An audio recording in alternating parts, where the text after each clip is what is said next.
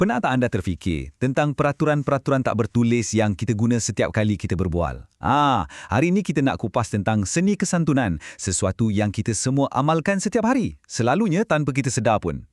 Kita akan terokai macam mana kita pastikan setiap perbualan tu berjalan dengan lancar. Jom, kita mula. Kita semua pernah lalui benda ni kan? Momen yang, janggalnya, bila kita sedar kita dah terlanggar satu peraturan sosial yang tak nampak. Kupasan kali ini akan bantu kita faham kenapa momen tu berlaku dan macam mana selalunya kita berjaya elakkannya. Okey, ini agenda kita untuk hari ini. Kita akan mula dengan yang asas, kemudian kita bergerak ke prinsip dan kontrak.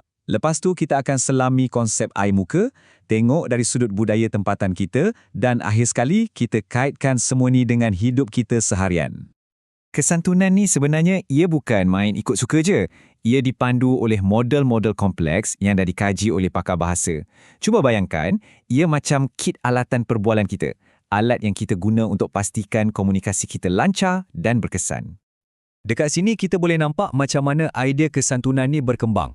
Ia mula dengan idea yang agak asas tentang kejelasan dan kerjasama, tapi kemudian ia jadi makin canggih bila pengkaji mula masukkan faktor-faktor penting macam maruah sosial dan yang paling menarik, perbezaan budaya. Sekarang, jom kita tengok dua model asas yang jadi titik mula semua ni. Dua-dua muncul pada tahun yang sama, tapi fokusnya sangat berbeza.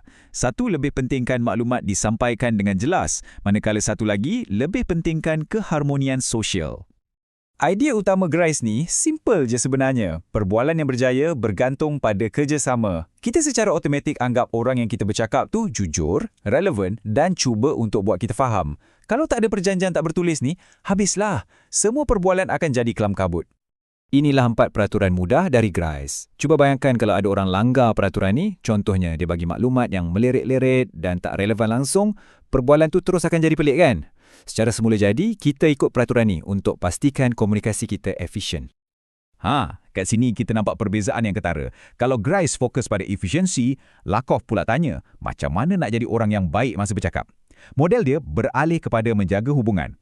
Peraturan dia, jangan memaksa, bagi pilihan, buat orang lain rasa selesa. Semuanya bertujuan untuk elak konflik dan jaga keharmonian. Okey, lepas Grice dan Lakoff, perbincangan ni jadi lagi menarik.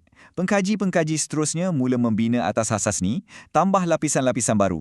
Sebabnya perbualan kita dalam dunia sebenar kan lagi kompleks daripada sekadar jelas atau harmoni je. Leach pula, dia bawa idea timbang tara sosial. Dia kata kita ni sentiasa buat analisis kos faedah dalam perbualan. Contohnya, kita macam merendah diri sikit, tapi puji orang lain lebih. Kenapa? Sebab faedah untuk jaga keharmonian sosial tu lebih besar daripada kos untuk kita tunjuk ego kita. Fraser pula bagi kita satu analogi yang best, kontrak. Dia tengok setiap perbualan tu macam satu kontrak sosial yang dinamik. Ada hak dan ada tanggungjawab. Jadi, kesantunan menurut dia ialah tentang mematuhi terma kontrak yang sentiasa berubah-ubah ni, bukan setakat ikut peraturan yang statik je. Dan sekarang, kita sampai ke salah satu model yang paling berpengaruh dalam kajian kesantunan.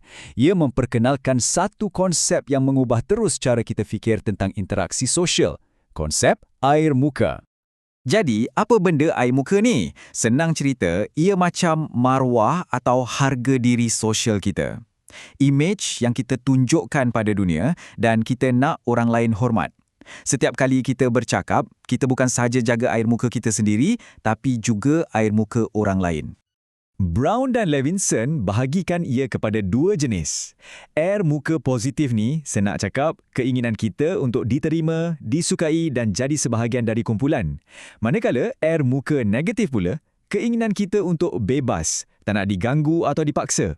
Jadi, kesantunan yang baik itu macam satu tarian, menyeimbangkan kedua-dua keperluan ni.